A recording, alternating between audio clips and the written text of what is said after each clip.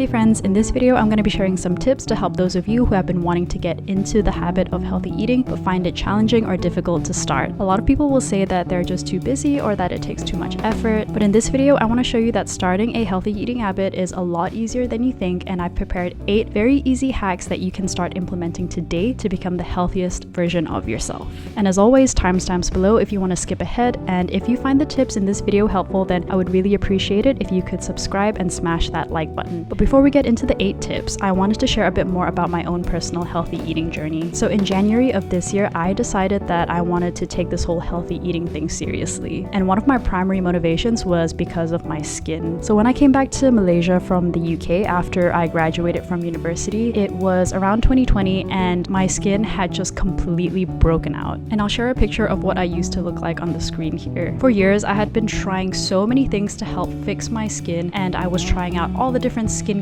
products and all the different skincare regimens, and just nothing seemed to work. So I just became completely fed up, and this year in January I wanted to try something that I had never tried before, and that was to just drastically clean up my diet to see if it would finally fix my skin once and for all. And guys, as you can see, fast forward 10 months later, my skin has never looked better. I mean, I still have a bit of like hyperpigmentation. I'm not sure if you can see through the camera, but for the most part there's no active acne, and it's a lot better now compared to the picture that I showed you earlier. And it's not just my skin that saw a dramatic change, it was also my physique. So this year I started going to the gym, and honestly one of the biggest accelerators of my fitness journey was my diet. Like, yes, I went to the gym and worked hard, but honestly without clearing up my diet, I don't think I would be where I am today. My diet helped to massively accelerate that progress. And in addition to that, my productivity levels and my energy levels significantly improved. In my personal opinion, your health and your physical well-being is the foundation to a happy and productive life. Because when you are healthy, then you can show up as your best self to your work, your relationships, and to just every endeavor in your life. Your body is your vessel in which you carry out all of your work and all of your obligations that you need to do. So it's really important to prioritize your diet, your physical movement and exercise, as well as your rest and recovery, such as your sleep.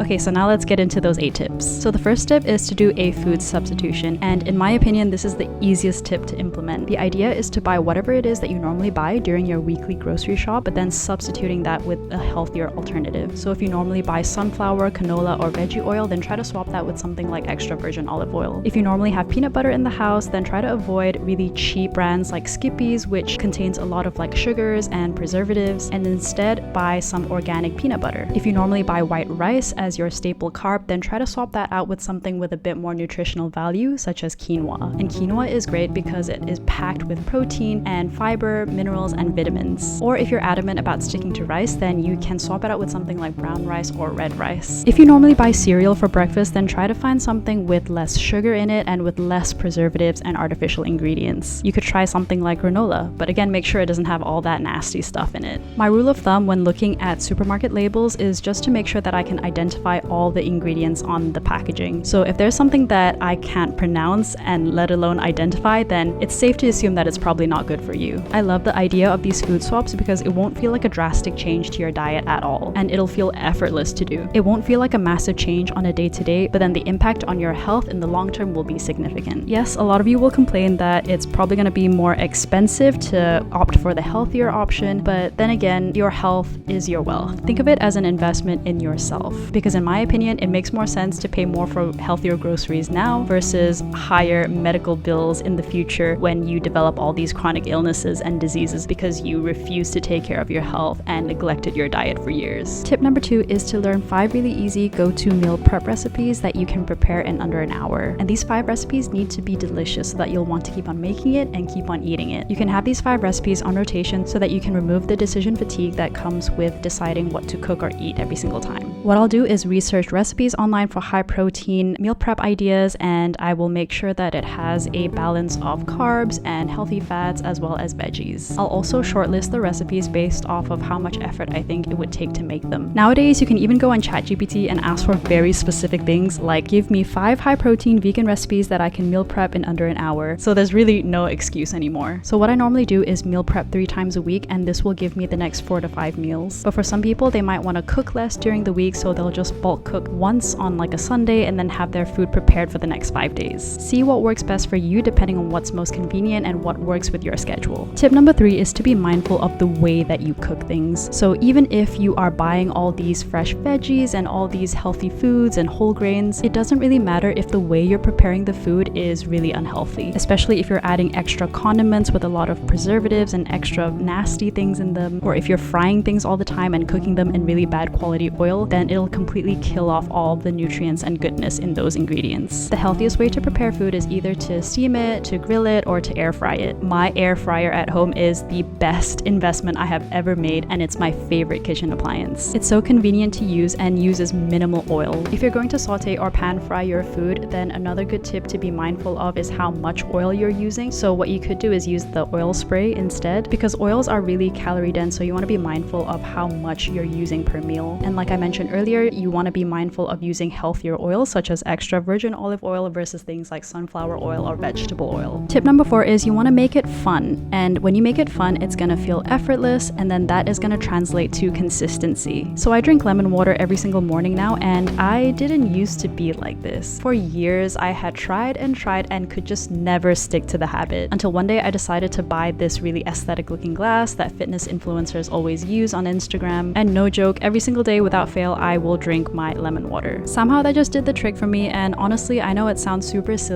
but when you make something aesthetic or when you make something fun, then you'll want to stick to that habit. Another thing you can do is to make the process of cooking fun for you. So what I'll normally do is, if I'm looking for a more chill cooking sesh, then I'll just put on some jazz music in the background, or if I'm feeling a bit more productive, then I'll listen to an audiobook or my favorite podcast as I'm preparing my food. You could also have fun little kitchen gadgets that you enjoy using. For example, you could have like a garlic mincer or like a salad spinner, and that will also help to make it more convenient for you to prepare your food. When you make things fun, it gets easy, and when you make things easy, it becomes more fun. So they both kind of feed into each other. Tip number 5 involves social interactions and food. If your go-to activity with friends is dinner or drinks, or involves some sort of food consumption, then there are a couple things that you could do here. You could suggest a different activity. Meet them during non-mealtime hours, like between lunch and dinner, and try to suggest something different, like going to an art gallery, or going for a walk in a park, or going for a pottery class. Or you could just opt for something like coffee or tea in the afternoon. Switching things up is a great way to add some variety to your hangouts, and in fact, sharing new experiences will help to strengthen your relationships with others. Or if you'd still like to meet up during meal times, then what you could do is just invite your friend over so that both of you can cook together. That way you can control what ingredients are going inside your body. Tip number 6, if you like to snack, and trust me, we all do, then try not to keep unhealthy snacks in the house. My weakness prior to going vegan was eating Nutella, and I kid you not, if there was a jar of Nutella in the house, I would be able to finish that entire tub within a single day. I was properly addicted. So since I was 15, I have vowed to never keep Nutella in the house ever, and I've kept to that promise, and I've stopped binge eating Nutella since then. The important thing to note here is to not cut out snacking completely. I think that's a really ineffective way of going about it, because your cravings will still be there, and suppressing it completely is only going to make the situation worse, and it's gonna make you want to crave that thing even more. Another idea is to find healthier snack alternatives. So for example, if you love to snack on chocolate bars, then maybe try to offer something like an oat bar. But you gotta make sure that, again, the ingredients are actually healthy and don't contain a bunch of sugar and artificial ingredients. Or better yet, go for something natural like fruits. Fruits are great. The general rule of thumb is to avoid restriction as much as possible. So as an alternative to restricting, you'll want to replace instead, but with something healthier. And make sure that you enjoy eating those alternatives. If you hate apples, don't force yourself to buy apples and snack on them. Just